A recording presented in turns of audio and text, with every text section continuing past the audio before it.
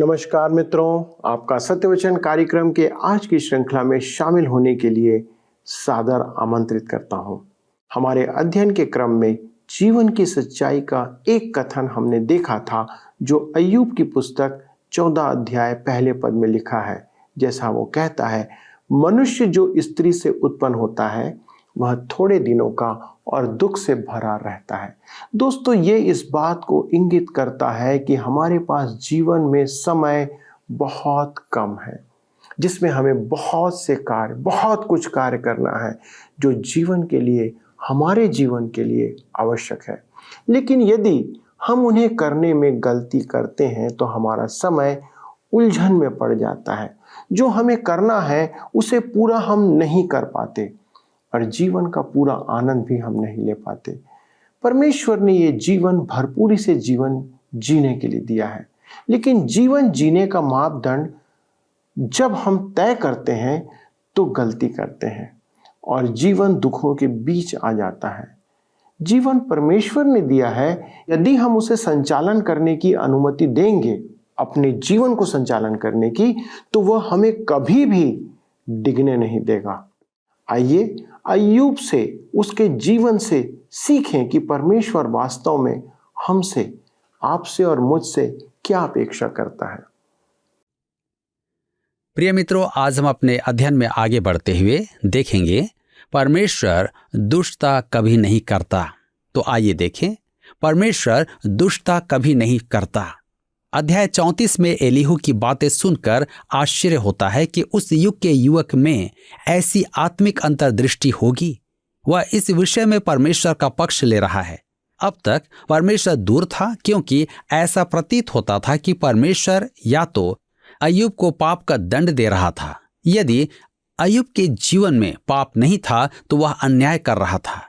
ऐसा भी प्रतीत होता था कि परमेश्वर अय्यूब को एक महापापी सिद्ध करना चाहता था, परंतु परमेश्वर के लिए इसकी आवश्यकता नहीं थी, जैसा हम आगे देखेंगे। यदि अय्यूब के मित्र उसे समझा पाते कि परमेश्वर उसके साथ व्यवहार कर रहा था कि उसके अभिमान का निवारण करे, न कि उसके पाप का दंड दे, वह उसे वहां लाना चाहता था जहां वह परमेश्वर पर भरोसा रखे और बालक शामुएल की नाई कह पाए, कह, क्योंकि तेरा दास सुन रहा है। पहला शामुएल 3:10 में हम देखते हैं, अय्यूब अपने बचाव में ऐसा व्यस्त हो गया था कि वह परिस्थितियों, मनुष्यों, शबा के लुटेरों, आंधी, शैतान आदि परमेश्वर के साधनों पर ध्यान नहीं दे पाया कि परमेश्वर उनके द्वारा उसे अनुग्रह से पूर्ण बुद्धिमानी के अंत की ओर ला रहा है। परमेश्वर की दया का यह प्रदर्शन था, उसकी करुणा सदा की है। अय्यूब यह सब नहीं देख पाया और परिणाम स्वरूप वह परमेश्वर से दूर हो गया। मेरे प्रियो, हमें समझना है कि परमेश्वर हम विश्वासियों के जीवन में भी काम करता है। हम मनुष्यों, वस्तुओं और परिस्थितियों में उलझ कर रह जाते हैं और अपने जीवन के संदर्भ में उन पर विचार करने लगते हैं, अपेक्षा इसके कि परमेश्वर की संगति में रहें। हम अपनी परिस्थितियों के पास नहीं, उनके अधीन रहते हैं। अतः परिस्थितियां हमें दबा देती हैं। जब हम परिस्थितियों को अपनी और परमेश्वर के बीच में आ जाने देते हैं, तब परमेश्वर बाहर हो जाता है और हम उसकी उपस्थिति के बोध से वंचित हो जाते हैं। हम ऐसे स्थान पर आ जाते हैं जहां मन की शांति की अपेक्षाएं, चिंता और निराशा होती है, और तब हमें पिता के प्रेमपूर्ण हाथ की अनुभूति नहीं होती है। हम कुंठित, अधीर, चिड़चिड़े और दोष ढूंढने वाले बन जाते हैं। हम परमेश्वर से दूर और उसके संघर्ष से बाहर हो जाते हैं। हम सब परिस्थितियों में परमेश्वर का हाथ नहीं देख पाते। वह तो सदा ही हमें मन की दीनता और नम्रता द्वारा अपने निकट लाना चाहता है। यह परमेश्वर का आपके और मेरे जीवन में जो प्रयास है उसका अंत है। मेरे प्रियो, एलीहू अय्यूब के लिए मानवीय सेवा का अंतिम प्रयास था। अब अय्यूब परमेश्वर के सीधे हस्तक्षेप का अनुभव करेगा। इसका उस पर 3 गुना प्रभाव पड़ेगा। इससे परमेश्वर के साथ, अपने मित्रों के साथ और स्वयं के साथ संबंधों में परिवर्तन आएगा। मेरे मित्रों, हम सबको अपने आप में परिवर्तन लाने की आवश्यकता है, जिसके लिए परमेश्वर हमारी ताड़ना करेगा। परमेश्वर को ऐसा करने में बुरा नहीं लगता, क्योंकि इसके द्वारा हम परमेश्वर के समक्ष दीन बनते हैं कि वह हमें काम में ले। परमेश्वर इसी उद्देश्य के निमित्त हमारी ताड़ना करता है। क्या आज आप उसे समझने का प्रयास करेंगे? अय्यूब की पुस्तक 34 अध्याय उसके 1 और 2 पद में लिखा है, फिर एलीहू यूं कहता गया, हे बुद्धिमानों मेरी बातें सुनो, और हे ज्ञानियों मेरी बातों पर कान लगाओ। अब एलीहू अय्यूब के मित्रों को संबोधित करता है। आइए हम पढ़ें अय्यूब 34 के 3 पद। लिखा है, क्योंकि जैसे जीभ से चखा जाता है वैसे ही वचन कान से परखे जाते हैं। हम खाने की वस्तु को जीभ से चखते हैं और कानों से सुनकर बातों को परखते हैं। हम संगीत सुनते हैं तो हमें अच्छा लगता है। अय्यूब 34 अध्याय उसके 4 पद में लिखा है, जो कुछ ठीक है हम अपने लिए चुन लें, जो भला है हम आपस में समझ बूझ लें। मेरे प्रियो, हम अच्छी भोजन वस्तु को चखना पसंद करते हैं तो हमें अच्छी बात सुनना भी अच्छा लगे। अय्यूब 34 के 5 में आगे लिखा हुआ है, क्योंकि अय्यूब ने कहा है मैं निर्दोष हूं और परमेश्वर ने मेरा हक मार दिया है। अय्यूब कह रहा था कि वह धर्मी है और परमेश्वर ने उसे न्याय नहीं दिया। दूसरे शब्दों में परमेश्वर अन्यायी है। तब हम अय्यूब 34 के 6 में आगे पढ़ते हैं। लिखा है, यद्यपि मैं सच्चाई पर हूं तो भी झूठा ठहरता हूं। मैं निरपराध हूं परंतु मेरा घाव असाध्य है। अय्यूब का मानना था कि उसका रोग असाध्य था और उसने ऐसा नहीं किया कि उसे ऐसा दंड मिले। अय्यूब 34 के 7 में आगे लिखा है, अय्यूब के तुल्य कौन शूरवीर है जो परमेश्वर की निंदा पानी के समान पीता है। मेरे प्रियो, अय्यूब परमेश्वर की ताड़ना को तुच्छ समझ रहा था। उसका कहना था कि परमेश्वर को अधिकार नहीं कि उसके साथ ऐसा व्यवहार करे। इस स्वभाव के कारण वह परमेश्वर से दूर हो गया। वह परमेश्वर की ताड़ना से निराश हो रहा था। हमें परमेश्वर की झिड़कियों से निराश नहीं होना है। परमेश्वर हमारे जीवन में अपने अच्छे उद्देश्य की पूर्ति हेतु ऐसा करता है। अय्यूब 34 के 8 पद में हम पढ़ते हैं, जो अनर्थ करने वालों का साथ देता और दुष्ट मनुष्यों की संगति रखता है। अय्यूब स्वर्ग के बाहर उपस्थित प्रदर्शनकारियों के साथ हो गया था। वह अधर्म का काम करने वालों की संगति में था और दुष्टों की संगति में चल रहा था। यह ऐसा था जैसे कि वह हाथ में पोस्टर लिए चल रहा था जिस पर लिखा हो, परमेश्वर गलत है, मैं सही हूं। अनेक मनुष्य ऐसा ही करते हैं। अय्यूब परमेश्वर के विद्रोहियों के साथ हो गया था। अय्यूब की पुस्तक 34 उसके 9 में आगे लिखा हुआ है, क्योंकि उसने कहा है मनुष्य को इससे कुछ लाभ नहीं कि वह आनंद से परमेश्वर की संगति रखे। मेरे प्रियो, उचित होता कि अय्यूब कहता, मैं परमेश्वर की सेवा करता रहा हूं और एक अच्छा बच्चा होने के कारण मुझे संडे स्कूल से पदक मिलना चाहिए। बड़े दिन पर मैं परमेश्वर से आशा करता हूं कि वह मेरे जुराब में अच्छा सा उपहार रखे, परंतु परमेश्वर ने तो राख डाल दी। परमेश्वर ने मेरे साथ अच्छा व्यवहार नहीं किया है। अय्यूब का स्वभाव ऐसा था। आज भी अनेक विश्वासियों का स्वभाव ऐसा ही है। मैं नहीं जानता आपके बारे में कि आपका स्वभाव कैसा है। आगे लिखा है अय्यूब 34 के 10 पद में, इसलिए हे समझ वालों मेरी सुनो, यह संभव नहीं कि परमेश्वर दुष्टता का काम करे और सर्वशक्तिमान बुराई करे। वह फिर कहता है कि परमेश्वर किसी का बुरा नहीं करता है। आपको स्मरण होगा कि पौलुस ने रोमियो की पत्री 9 अध्याय उसके 14 पद में लिखा है, क्या परमेश्वर के यहां अन्याय है? कदापि नहीं। मेरे मित्रों, ऐसा कहना उचित नहीं। यदि आप कहते हैं कि परमेश्वर गलत है तो सच यह है कि आप गलत हैं। परमेश्वर सदा सही है। आप और मैं ही हैं जो सदा गलत हैं। परमेश्वर कुछ भी करे वह सदा सही है। उसे न तो आपको न मुझे लेखा देना है। उसे कुछ भी करने के लिए न आपकी न मेरी अनुमति की आवश्यकता है। मेरे प्रियो, यह बड़ी रोचक बात है कि आज ऐसे मनुष्य पाए जाते हैं जो अपराधियों को अपनी इच्छा से जीने का पक्ष लेते हैं, परंतु वे परमेश्वर को स्वतंत्रता से अपनी इच्छा के अनुसार जगत का संचालन करने नहीं देना चाहते हैं। वह उचित रूप से संचालन करेगा। वह आपके और मेरे मानकों से बंधा नहीं है। हम अय्यूब की पुस्तक 34 अध्याय के 12 पद में पढ़ते हैं, लिखा हुआ है, निसंदेह परमेश्वर दुष्टता नहीं करता और न सर्वशक्तिमान अन्याय करता है। आप इसे लिख कर रख लें कि परमेश्वर दुष्टता के काम नहीं करता है। वह किसी भी गलत काम की अनुमति नहीं देता है। यदि आप पुराने नियम में अमोरियों के विनाश की आज्ञा देने में परमेश्वर का दोष देखते हैं तो यह आपका सौभाग्य है, परंतु इससे परमेश्वर गलत तो नहीं हो सकता। वह सर्वथा उचित था। हो सकता है कि आप कहें, मेरा विचार ऐसा नहीं है। संभवतः मेरा विचार भी ऐसा नहीं है, परंतु मैं यह जानता हूं कि परमेश्वर ने उन्हें 400 वर्ष अनुग्रह के अधीन रखा और उन्हें मन परिवर्तन का अवसर दिया। इसके बाद ही उनका सर्वनाश किया। परमेश्वर सदा सही है। इस दृष्टिकोण से आप तर्क करें। मानव स्वभाव में सत्य की अपेक्षा अनुभव के आधार पर सोचना है। यही कारण है कि हम में से बहुत कम सच्चाई को समझ पाते हैं।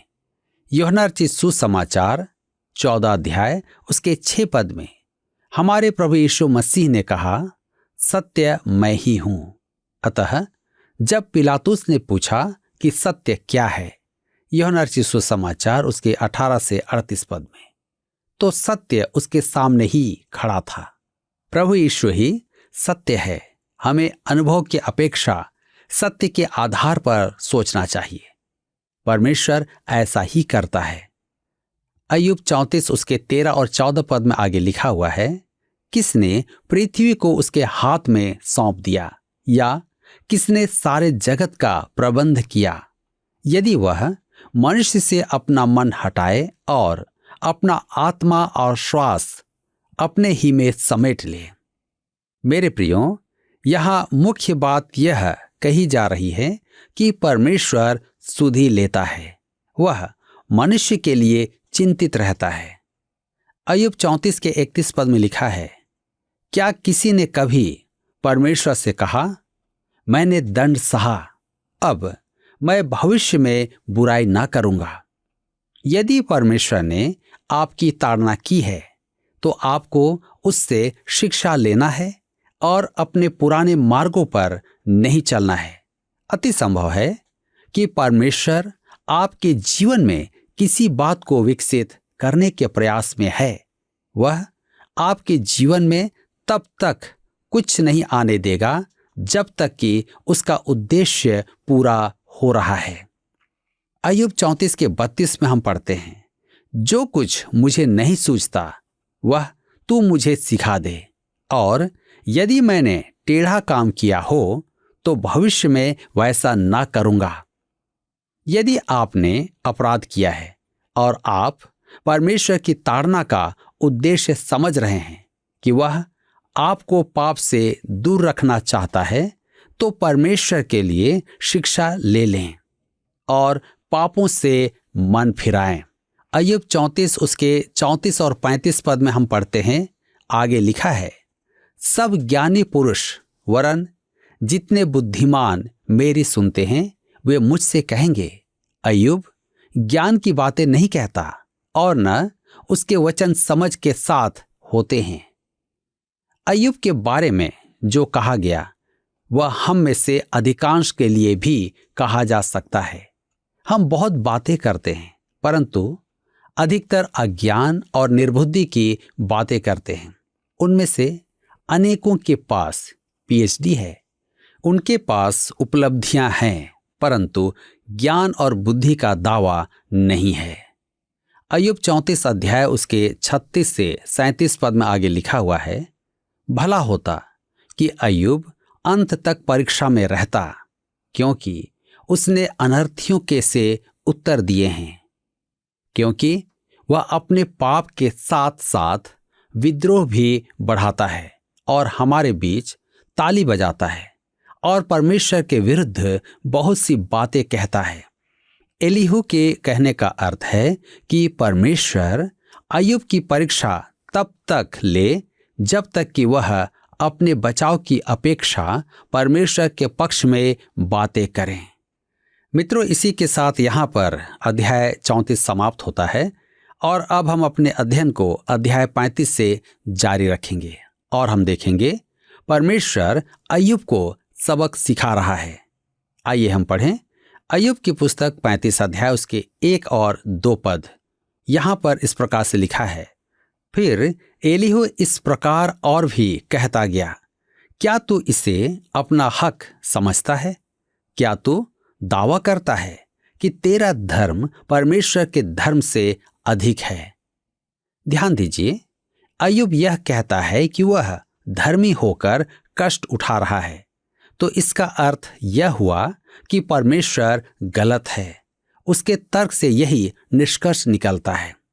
तब हम आगे पढ़ते हैं अय्यूब की पुस्तक 35 अध्याय उसके 5 और 6 पद में लिखा है, आकाश की ओर दृष्टि करके देख और आकाश मंडल को ताक, जो तुझ से ऊंचा है। यदि तूने पाप किया है तो परमेश्वर का क्या बिगड़ता है? यदि तेरे अपराध बहुत बढ़ जाएं तो भी तू उसका क्या कर लेगा?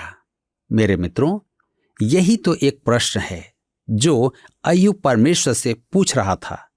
मेरा यह छोटा सा जीवन परमेश्वर के मन को नहीं पिघला रहा है। इन सब बातों का विस्मय यह है कि परमेश्वर का मन पिघलता है। पाप एक अनंत सत्य है।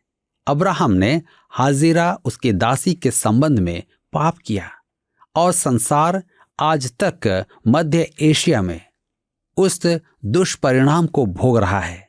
उसने सारा के कहने पर यह काम किया था, परंतु गलती दोनों की ही थी। वे कितने गलत थे। उनकी गलती का परिणाम 400 वर्ष तक रहा। पाप एक भयानक बात है और परमेश्वर को व्याकुल कर देता है। हम अय्यूब की पुस्तक 35 अध्याय उसके 8 पद में पढ़ते हैं, यहाँ पर लिखा है, तेरी दुष्टता का फल तुझ जैसे पुरुष के लिए है और तेरे धर्म का फल भी मनुष्य मात्र के लिए है। मेरे मित्रों, आप सदा ही एक गवाही हैं। आप कुछ भी हो, आप एक उपदेशक हैं। एक शराबी की माता ने मुझे कहा कि मैं उसके पुत्र से बात करूं। एक दिन जब वह सड़क पर झूमता हुआ जा रहा था, तब मैंने उसे पकड़कर अपने अध्ययन कक्ष में ले आया। वहां बैठाकर मैंने उससे कहा कि वह कैसा घिनौना और तुच्छ व्यक्ति है और अपनी माता के लिए अपमान का कारण है। उसके कारण उसकी माता कितनी दुखी रहती है। वह चुप बैठकर सुनता रहा। मैंने उससे कहा, आप अपने जीवन से प्रचार करते हैं, आप एक प्रचारक हैं। वह मुझसे लड़ने के लिए खड़ा हो गया। मैं उसे कुछ भी कहूं वह सह लेगा, परंतु उससे प्रचारक ना कहूं। मेरे मित्रों, आप एक प्रचारक हैं। आपका दुराचार किसी को कष्ट पहुंचाता है और आपका सदाचार किसी के लिए सहायक सिद्ध हो सकता है। अय्यूब 35 उसके 9 और 10 पद में लिखा है, बहुत अंधेर होने के कारण वे चिल्लाते हैं और बलवान के बाहुबल के कारण वे दुहाई देते हैं, तो भी कोई यह नहीं कहता, मेरा सृजने वाला परमेश्वर कहाँ है, जो रात में भी गीत गवाता है। कैसी अद्भुत बात है। परमेश्वर ही है जो रात में हमें गीत गवाता है। आनंद का एकमात्र स्थान परमेश्वर के पास है। क्या आपने कभी इफिसियों के पत्र 1 अध्याय उसके 3 पद पर ध्यान दिया है? हमारे प्रभु यीशु मसीह के परमेश्वर और पिता का धन्यवाद हो। यहाँ धन्यवाद का अर्थ क्या है? आनंद। परमेश्वर आनंद है और वह चाहता है कि हम आनंद से परिपूर्ण हो। मूसा जब पर्वत पर से उतरा तब उसका चेहरा चमक रहा था, क्योंकि क्षमा का प्रावधान हो गया था। अब पापों के बलिदान का प्रबंध किया जा चुका था और परमेश्वर अब मनुष्य के साथ अनुग्रह से पूर्ण व्यवहार करेगा। यूहन्ना अपनी पहली पत्री के अध्याय 1 और पद 4 में कहता है, ये बातें हम इसलिए लिखते हैं कि हमारा आनंद पूरा हो जाए। परमेश्वर ही तो है जो रात में भी गीत गवाता है। आप रात के क्लब में जाते हैं, वहां गाने सुनते हैं और सुबह आपका सिर भारी होता है, परंतु परमेश्वर आपको आनंद विभोर कर देता है। यह बहुत महत्वपूर्ण बात है। एलीहू युगों पूर्व पितरों के युग में इस सत्य को जानता था। एलीहू के विवाद के अंत में हम देखेंगे कि परमेश्वर अय्यूब पर प्रकट होता है। आंधी आएगी और उसमें से परमेश्वर अय्यूब से बातें करेगा। जीवन की आंधियों में से परमेश्वर आपसे और मुझसे शांति की बातें करता है। हम अपने और परमेश्वर के बीच परिस्थितियों को ना आने दें। जी हाँ, हम इस पर अवश्य ही विचार करें ताकि हम भी उन बातों को समझ सकें। पिछले प्रश्न का उत्तर है ए, सत्य है। अपने पापों के लिए खेदित होकर पश्चाताप करना ही सच्चे रूप से मन का टूटना है। उपरोक्त कथन सत्य है। आज का प्रश्न है, अय्यूब की पुस्तक का अध्ययन इस बात को साबित करता है कि खाली स्थान। ए, परमेश्वर सदा सही नहीं होता है। बी, परमेश्वर गलती कर सकता है। सी, परमेश्वर मनुष्यों को परेशान करता है। डी, परमेश्वर सदा सही होता है। मित्रों, इस प्रश्न का उत्तर हमें कल सुबह 6 बजे से पहले विकल्प ए, बी, सी या डी के साथ अपना नाम, पता, स्थान के साथ 9651433397 पर SMS या व्हाट्सएप करें। सभी विजेताओं को विशेष पुरस्कार प्रदान किए जाएंगे। धन्यवाद। क्या आपको यह कार्यक्रम पसंद आया? अभी हमें एक मिस कॉल करें और आप अगले विजेता हो सकते हैं।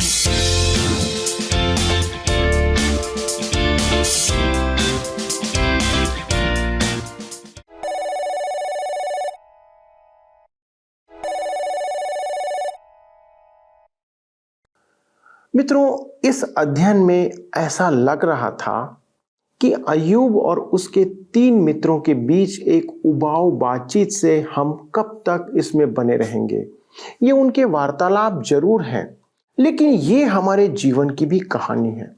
कई बार हमारे जीवन की समस्याओं का हल इसलिए नहीं निकलता क्योंकि हम अपने जीवन में अपनी बहुत सी अच्छाइयों को गिनते रहते हैं, लेकिन हम बहुत कम समय देते हैं यह विचार करने में कि कहीं हमसे या हमारे जीवन में हमसे कोई चूक तो नहीं हुई है।